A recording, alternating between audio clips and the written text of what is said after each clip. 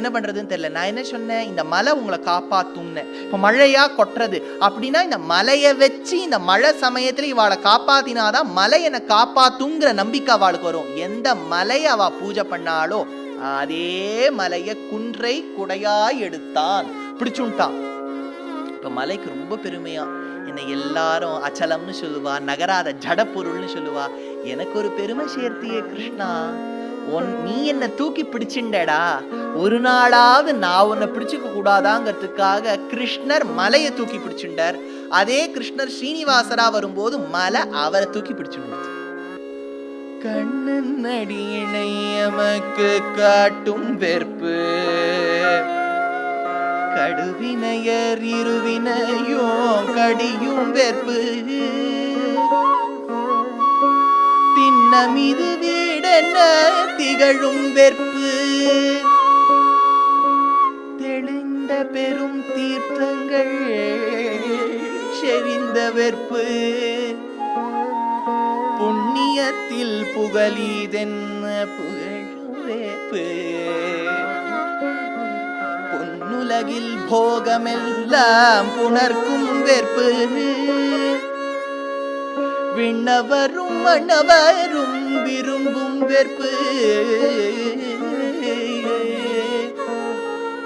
வேங்கட வெற்பென விளங்கும் வேத வெற்பே,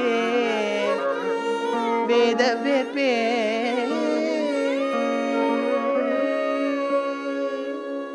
அழகான மலை. அந்த பெருமாளை நினைச்சுண்டாலே கண்ணுல ஜலம் வரணுமா.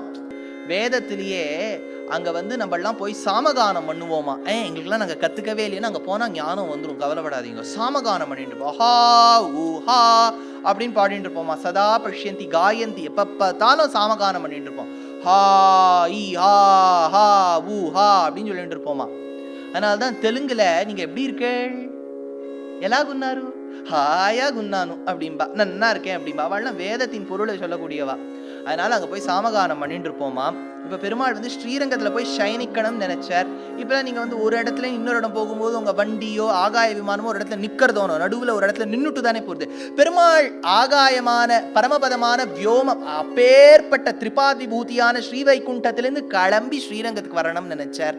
நடுவுல ஒரு இடத்துல நின்னுட்டு போலான்னு நினைச்சார். திருப்பதியில நின்னுட்டு ஸ்ரீரங்கத்துல போய் சயனிச்சுட்டாராம். அதனால்தான் ஒரு அரையர் என்ன பண்ணார், ஸ்ரீரங்கத்தை விட்டு கிளம்பணும்னு நினைச்சார். ரங்கநாதா சரிப்பா திருப்பதிக்கு போயிட்டு வர, அவர் தான் இப்போ கொஞ்சம் ஃபேமஸாக இருக்கார், நான் பார்த்துட்டு வந்துடுறேன். நீ பார்த்துட்டு வரும். திருப்பானாழ்வார் என்னை பற்றி ஒரு பாசுரம் பாடியிருக்கார், அதை சொல்லிட்டு போங்களேன். திருப்பானாழ்வார் பாடியிருக்காரா? ஆமாம். மந்திப்பாய் வடவேங்கட மாமலை வானவர்கள் சந்தி செய்ய நின்னான், அரங்க தரவினடையான், அரங்க தரவினடையான், வானவர்கள் சந்தி செய்ய வேங்கடத்தே நின்றான், வேங்கடத்தே நின்றான், அரங்கத்தே கிடந்தான். சரிப்பா நான் போல. ஏன் போல அரையரே? திருப்பதியில நின்னவன் தாண்டா இங்க ஸ்ரீரங்கத்துல சயனிச்சுட்டு இருக்கான், இங்கேயே நான் சேவிச்சுட்டு போறேனேன்னு சொன்னாராம். அதனால திருப்பதி பெருமாள் வேறல்ல, ஸ்ரீரங்கத்து பெருமாள் வேறல்ல. யாரா இருந்தாலும் ஸ்ரீரங்கத்துக்கு போகணும். ராத்திரி அந்த 1 மணி நேரம் எந்த திவ்ய தேசத்து பெருமாளும் ஸ்ரீரங்கத்துக்கு போயிடுவாளாம். திருப்பதி பெருமாளுக்கு தான் டைமே கிடைக்க மாட்டேங்கிறது. எப்போ பார்த்தாலும் இப்படி கார்த்தால 1 மணிக்கு நின்னாருன்னா ராத்திரி 12 வரைக்கும் அதே கோலம் தான். எப்போ போவார்னா அந்த 12 to 1 போயிட்டு வந்துருவார். அப்படியே ஃபிளாஷ் ஆஃப் செகண்ட்ல போயிட்டு வந்துருவார்.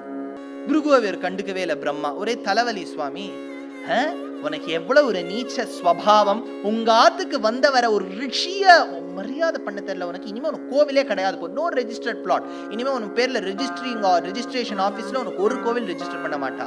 ஓ பிருகு அப்படின்னு பிருகு கிளம்பிட்டார். அடுத்து கைலாயத்துக்கு போயிட்டார். நல்ல வாதாவரணம், அப்படியே பனிமூட்டங்கள்லாம் இருக்கு. அங்க சிவபெருமான் அப்படியே தாண்டவம் ஆடின்னு இருக்கார். அம்பாள் அதை பார்த்துன்னு இருக்கா. அவ 2 பேரும் அந்தரங்கமா ஏதோ பண்ணும்போது பிருகு இப்படி தலையை போய் நீட்டினா. சிவபெருமான் கோவந்துருத்து, இந்த பிரைவேட் இது, டோன்ட் டிஸ்டர்ப் மீ, போர்டு வேற வெளில போட்டிருக்கேன், ஹவு டேர் யூ கம் அப்படின்னாரு. பார்ப்பா இப்படிலாம் கோவப்பட்டியான உனக்கு இரு, நீ லிங்கமா தான் போவேன் அப்படின்னு சபிச்சுட்டு போயிட்டார். இன்னும் சிவன் கோவில பிரசாதம் கிடையாது அப்படின்னு போயிட்டார். அப்படி கோபமா போயிட்டார் பிருகு. இப்போ எல்லா கோவத்தோட சத்தியலோகத்துல அவமானம், கைலாயத்துல அவமானம், டபுள் அவமானத்தோட போயிட்டு இருக்கார் வைகுண்டத்துக்கு. பார்க்கடல்ல அப்படி அந்த பால்லையே அலசுவாமி. நம்ம எல்லாம் போனா பாலை முண்டு கொட்டி நன்னா பால் தயிரெல்லாம் பண்ணி வித்துருவோம். அப்படி பார்க்கடல் அங்க 1000 பனாமண்டலங்களோடு ஆதிசேஷன் வழ வழ வழ வழ வழன்னு இருக்கார். அப்படியே அந்த வழ வழன்னு இருக்கும்போது பெருமாள் நீள் முடியோடு சயனிச்சுட்டு இருக்கார். அங்க அந்த அழகான திருமுகம், சங்கு சக்கரத்தோட இருக்கார். காலை லக்ஷ்மி நன்னா பிடிச்சு விட்டுருக்கா. காலை அப்படி பிடிச்சு விட்டாலே நன்னா தூக்கம் வந்துடும். உறங்குவது போல் யோகு செய்யும் பெருமாள். அங்க நித்திய சூரிகள்லாம் சாமகானம் பண்ணிட்டு இருக்கா. இப்ப பிருகு போனார். பிருகு நான் வந்திருக்கேன் அப்படின்னார். பெருமாள் அப்படியே மந்தஹாச முகத்தோட தூங்கிட்டு இருக்கார். அப்படி தூங்கும் போது நான் வந்திருக்கேன்னு சொல்றேன், 2 இடத்துல நான் அவமானப்படுத்திருக்கா, நீயுமா என்ன அவமானப்படுத்துறது அப்படின்னு சொல்லிட்டு ஓடினார். பெருமாள் சயனிக்க கூடிய இடத்த பார்த்து காலால மார்பில எட்டி ஒரு உதை லக்ஷ்மிக்கு தூக்கி வாரி போட்டுது.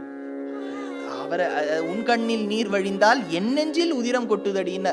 நீ நான் உட்காந்துட்டு இருக்கேன், நீ அவரை உதச்சுட்டு எனக்கு வலிக்கிறது. அப்படியே மகாலட்சுமி தூக்கி அப்படியே பெருமாள் எழுந்து நின்னாரா. அப்பாடி என்ன ஒரு அட்டாக் வந்த மாதிரி இருக்கு. ஐயோ பிருகு அப்படின்னு சொன்ன. பிருகுக்கு ஒரு சீட்டை போட்டு ப்ளீஸ் சிட் டவுன் அப்படி. பிருகு நான் இவனை வெட்டி உதச்சிருக்கேன், இவனுக்கு என்ன கோபமே வரமாட்டேங்கிறது, நீ உட்காரும் அப்படியே ஐயோ என் மார்பு கொஞ்சம் ஹார்டா இருந்துடுத்துல. அவர் எப்படி இருக்கார் அப்படின்னு எங்க தாசர்வாள் வர்ணிக்கிறார் கன்னடத்துல. அப்படியே அந்த கண்கள்லாம் பங்கஜம் மாதிரி இருக்கான், நீண்ட கண்களாம், அழகிய திருமுகமாம், அப்படியே அந்த தட்டாகங்கள்லாம் இருக்கான். அவரை எப்படி போய் சேவிக்கணுங்கிறா. இங்கேருந்து ஆரம்பிக்கோ, let us start the journey. Renigunta வரைக்கும் போயிட்டு கீழே அப்படியே அங்கேருந்து பார்த்தாலே மலை தெரியறது. மலை அடிவாரம் வரைக்கும் போயாச்சு. மலை அடிவாரம் வரைக்கும் போயிட்டு அப்படியே ஏறிண்டே போறேன். நடந்து போறேளோ வாகனத்துல போறேளோ 7 மலை தாண்டி போறேள். அப்படியே சிலு சிலு சிலு சிலு சிலுன்னு காத்து வருது. அப்படி அந்த இடத்துக்கு போயிட்டு அவன் தங்கறதுக்கு வசதிகள்லாம் இருக்கு. அங்க நீங்க போய் எல்லாத்தையும் சாமானெல்லாம் வச்சுட்டு, ஐயோ பெருமாள் தரிசனம் கிடைக்குமா, சேவைக்கு புக் பண்ணிருக்கோமே, கூட்டம் இருக்கும், நிறைய கூட்டம் இருக்க போறதே அப்படின்னு சொல்லிட்டு போறேள். வைகுண்ட துவாரத்துக்குள்ள நுழையறேள். வைகுண்ட துவாரத்து வழியா அந்த ஆள் வழி காமிப்பான். கூட்டத்து வழியா போறேள். ஐயோ ஒரு கூண்டா போயிட்டு இருக்கோமே, எப்பதான் அந்த கோபுரம் கண்ணில் காட்சி கொடுக்குமோ அப்படின்னு பெருமாளை நினைச்சுட்டு போறேள்.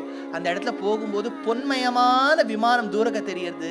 சிலு சிலு சிலு சிலு சிலுன்னு காத்தவங்க மேல வீசுறது. அப்படியே அந்த அந்த பாலத்தை தாண்டி போறேள்.